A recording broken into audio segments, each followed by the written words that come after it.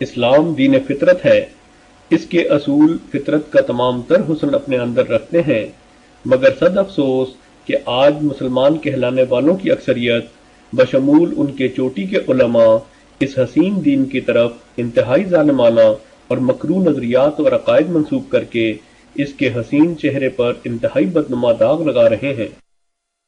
آئیے عہد حاضر کے ایک وسیع النظر اور روشن خیال سمجھے جانے والے جید عالم دین ڈاکٹر اسرار احمد صاحب سے اسلام اور ایک مثالی اسلامی ریاست کے بارے میں ان کے خیالات و نظریات سے آگاہی حاصل کریں۔ ڈاکٹر صاحب، سب سے پہلے یہ بتائیے کہ اسلامی نقطہ نظر کی روح سے کیا کسی انسان کو با اعتبار رنگ و نسل دوسرے انسانوں پر فضیلت حاصل ہے؟ سب سے بڑی اور سب سے پہلی سب سے بنیادی بات،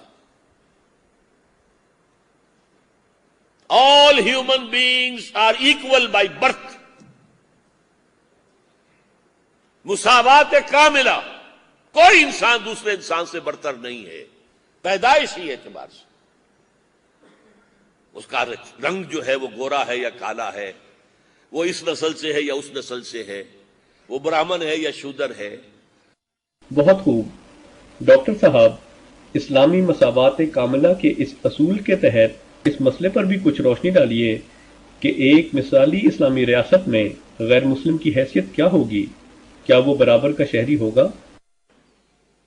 غیر مسلموں کا سٹیٹس کیا ہوگا؟ میں نے کہا تھا نا، جیسے کہ میں نے مسٹر کول سے کہا تھا، non Muslim will be protected minority, they will not be equal citizens. If you wish to call it, you can call it second rate citizens. I don't object. پچھلے دنوں جو 8-10 پروفیسر آئے تھے امریکہ سے، انگلستان وغیرہ سے، جنہوں نے مجھ سے 6 گھنٹے 6 سیشن کیے، ایک گھنٹے میں نے مختلف موضوعات پر تقریریں کی اور پھر 1 گھنٹے کوشچن آنسر میں، اس میں یہ مسئلہ جو ہے لوگوں کے حلق سے نیچے، میں نے کہا میں جانتا ہوں، اٹس اے ویری بٹر پل، لیکن یہ کہ اسلام کا اصول یہی ہے۔ ڈاکٹر صاحب، آپ کی یہ بات تو صرف چند پروفیسر کے حلق سے نیچے اترنے کا مسئلہ نہیں، بلکہ یہ تو ایک ایسی غیر فطری اور غیر منطقی بات ہے جسے انسانی فطرت بحیثیت مجموعی کبھی قبول نہیں کر سکتی۔ خیر چھوڑیے، بقول آپ کے ایک مسلم ریاست میں غیر مسلم برابر کے شہری نہ ہوں گے۔ اچھا، اب یہ بتائیے کہ انہیں اپنے ضمیر کے مطابق آزادی اظہار کا بنیادی ترین انسانی حق بھی حاصل ہوگا کہ نہیں؟ میں اپنی آئندہ نسل کو اپنا مذہب پڑھانے کا اختیار ہوگا، لیکن مسلمانوں میں تبلیغ کا حق نہیں ہوگا۔ We have to take these bitter pills, لیکن اسلام کا نظام یہی ہے اور ہمیں اس قابل ہونا چاہیے کہ ڈٹ کر کہیں اس بات۔ ڈاکٹر صاحب، اگر اسلامی قانون غیر مسلموں کو اپنے مذہبی عقائد و نظریات کے اظہار کی اجازت نہ دے گا تو پھر ہم بھی انہیں اسلام کی طرف دعوت و تبلیغ نہ کر سکیں گے، کیونکہ مذہبی گفتگو میں ظاہر ہے کہ دونوں فریق اپنے نظریات کا اظہار کریں گے۔ آپ کے پیش کردہ اصول کے تحت دو طرفہ مذہبی گفت و شنید تو ہو ہی نہیں سکے گی، تو پھر ہم غیر مسلموں کو دعوت اسلام کس طریق پر دیں گے؟ آخر ہم ان سے کیا کہیں گے؟ اور ماضی میں ہم نے ان سے کیا کہا تھا؟ ہم نے کیا کہا تھا؟ تم یا اسلام لاؤ، ہمارے برابر کے ساتھی ہو جاؤ گے، یا چھوٹے بن کر رہو، مذہب تمہارا ہوگا، دین ہمارا ہوگا، اور ورنہ آؤ میدان میں، تلوار تمہارے ہمارے درمیان فیصلہ کرے گی۔ ڈاکٹر صاحب، یہ تو جس کی لاٹھی اس کی بھینس والا ظالمانہ نظریہ ہے جسے آپ اسلام کی طرف منسوب کر رہے ہیں۔ کیا آپ نے کبھی سوچا کہ اس ظالمانہ اصول کا آج سب سے بڑا علمبردار کون ہے؟ یہ بات ابھی چند دن پہلے میرے ذہن میں آئی ہے۔ ظاہر بات ہے، جب تک زندہ ہوں نئے خیالات تو آئیں گے۔ آج 1400 برس بعد تاریخ جو ہے 180 درجہ اس نے موڑ کھا لیا ہے۔ یہی بات ہماری تھی۔ ہم نے کیا کہا تھا؟ تم یا اسلام لاؤ، ہمارے برابر کے ساتھی ہو جاؤ گے، یا چھوٹے بن کر رہو، مذہب تمہارا ہوگا، دین ہمارا ہوگا، اور ورنہ آؤ میدان میں، تلوار تمہارے ہمارے درمیان فیصلہ کرے گی۔ آج یہی بات بش کہہ رہا ہے۔ ڈاکٹر صاحب، آپ کے مطابق اگر یہ آپ ہی کا اصول ہے جو آج بش نے اپنا لیا ہے تو پھر واویلا کیسا؟ اس لحاظ سے تو وہ پھر آپ ہی کا نظریاتی بھائی ہوا۔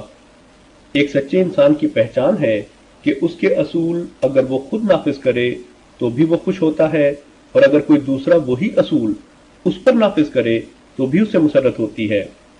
خیر چھوڑیے، یہ بتائیے کہ ایک مثالی اسلامی ریاست میں کوئی غیر مسلم اپنی صلاحیتوں کے بلبوتے پر اعلیٰ سول اور ملٹری عہدوں تک رسائی حاصل کر سکتا ہے یا نہیں؟ Highest levels of policy making, whether in civil area or military domain, اس پر کوئی غیر مسلم نہیں جائے گا۔ کیوں؟ کہ مسلم ریاست نظام خلافت کی جو ٹاپ پالیسی ہوگی وہ اس خلافت کے نظام کو دنیا میں پھیلانا، اسے گلوبل بنانا، اور ظاہر بات ہے کہ غیر مسلم اس کو سبسکرائب نہیں کر سکتا، وہ دل سے اس کا حامی کبھی بھی نہیں ہوگا۔ لہٰذا ہائیسٹ لیول کے اوپر، جیسے کہ ضیاء الحق صاحب کے زمانے میں ہوا تھا، پتہ نہیں عمل صحیح ہوتا تھا کہ نہیں، کہ فوج میں ایک خاص عہدے تک جا سکتا تھا قادیانی، اس سے اوپر نہیں۔ ڈاکٹر صاحب، آپ نے اسلامی خلافت کے نظام کو دنیا میں پھیلانے اور اسے گلوبل بنانے کی بات کی ہے۔ بظاہر تو ابھی دور دور تک کوئی آثار نظر نہیں آتے کہ ہم بزور شمشیر غیر مسلم طاقتوں کا مقابلہ کر سکیں۔ پھر یہ سب کچھ کیسے ہوگا؟ اس کے لیے آپ کا فہم و فراست کیا خاکہ پیش کرتا ہے؟ بہرحال پہلا مرحلہ کسی اجمی ملک میں جو میرے نزدیک پاکستان اور افغانستان پہ مشتمل ہوگا، خلافت کا نظام پہلے آئے گا، پھر یہاں سے فوجیں چلیں گی، حضرت مہدی کی حکومت قائم ہوگی، پھر وہ حضرت مہدی جو ہے وہ جہاد کریں گے، قتال کریں گے، اور اس قتال کے آخری مرحلے پر حضرت عیسیٰ علیہ السلام بھی نازل ہو جائیں گے، اور غالباً ان کے ذریعے سے پھر جتنا الیکٹرانک ان کا حساب کتاب ہے وہ ختم ہو جائے گا۔ حضور نے فرمایا ان کی آنکھوں میں ایسی تاثیر ہوگی، جہاں تک نگاہ جائے گی یہودی پگھل جائیں گے،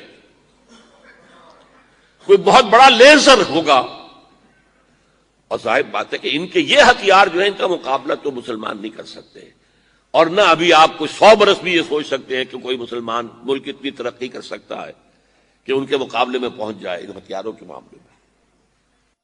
ناظرین نے ایک انتہائی جید اور وسیع النظر تصور کیے جانے والے عالم دین کے اسلام کے متعلق فہم و فراست کو ملاحظہ فرمایا۔ یہاں یہ بات بھی قابل ذکر ہے کہ دیگر اعلیٰ ترین سطح کے علماء دین بشمول مولانا مودودی بھی ان امور کے متعلق کم و بیش یہی نظریات رکھتے ہیں۔ اس حالت ازار کے باوجود مسلمانوں کی اکثریت یہ کہتی ہے کہ انہیں کسی معمور من اللہ کی ضرورت نہیں، اور ان کی اکثریت وقت کے اس معمور من اللہ کو مسترد بھی کر چکی ہے جس نے ایک بار پھر اسلام کی حقیقی روح کو زندہ کیا اور اس کی تعلیمات میں وہ دلکشی ثابت کی جو فطرت انسانی کے عین مطابق اور تمام بنی نوع انسان کے لیے پرکشش ہے۔ محبت سب کے لیے، نفرت کسی سے نہیں۔ احمدیت یعنی حقیقی اسلام زندہ باد۔ سبھی فسانے زندہ یہی حقیقت، زندہ یہی حقیقت، اسلام احمدیت، اسلام احمدیت۔